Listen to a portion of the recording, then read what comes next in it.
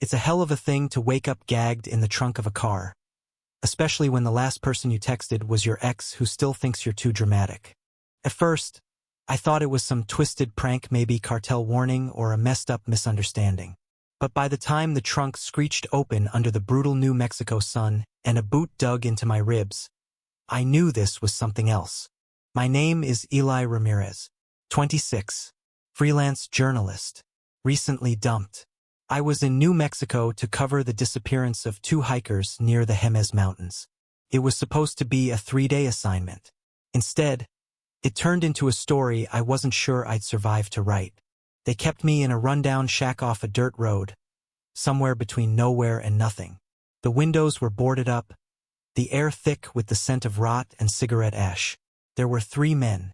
One had prison tattoos up his neck, one called me the Nosy Fairy, and the third didn't speak, just watched. For the first 2 days they didn't do much. Shoved water at me, laughed.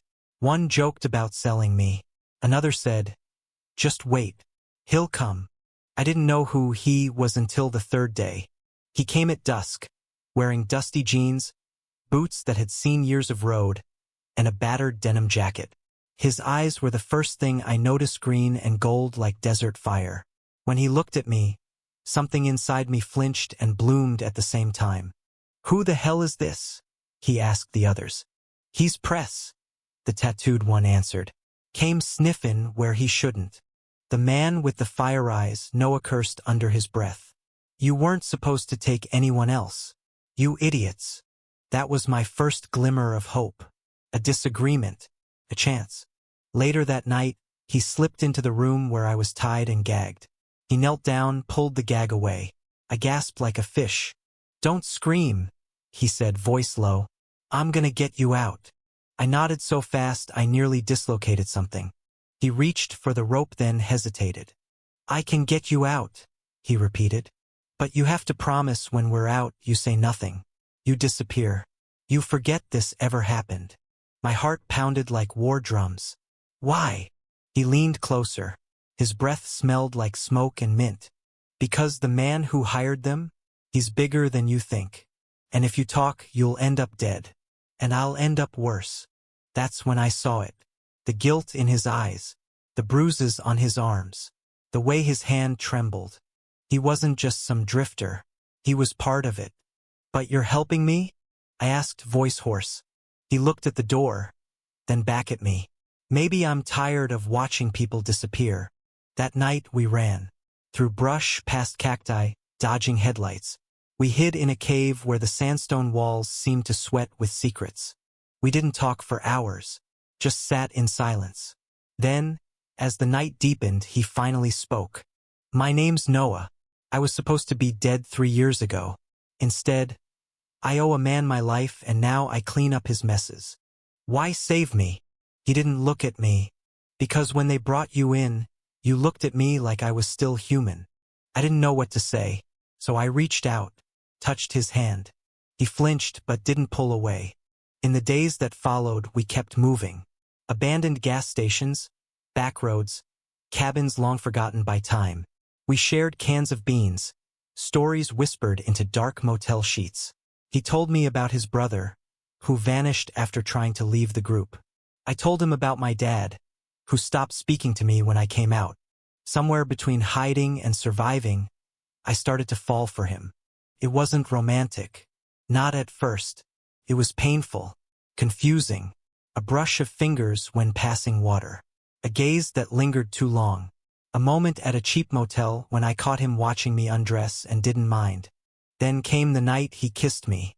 We were lying under a million indifferent stars, our backs against the cracked hood of a stolen car.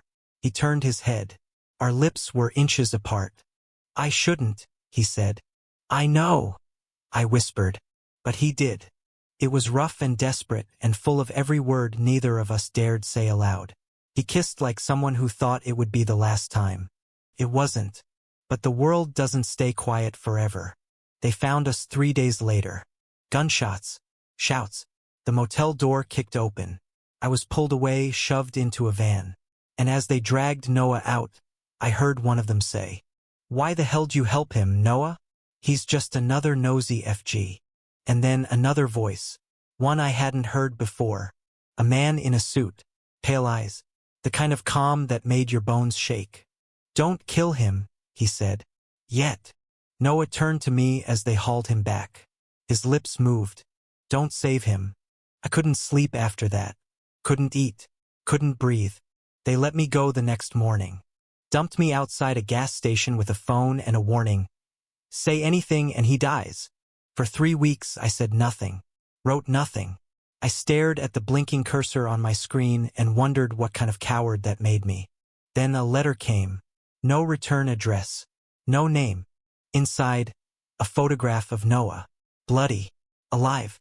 Chained. And a note. Finish your story. Find me. So I did. I went back. Not as a journalist. As a man in love. And what I found. That's another story. But I'll tell you this much. I found him. He smiled when he saw me. You're an idiot, he said. Maybe, I answered. But I'm your idiot. We burned that place to the ground. And when the sun rose over the New Mexico desert, he kissed me like I was the only truth he had left. He still flinches in his sleep. I still write with his hand on my thigh. We're both still running from something. But at least now we're running together. Thank you for listening. Don't forget to like and subscribe to stay updated with the latest videos.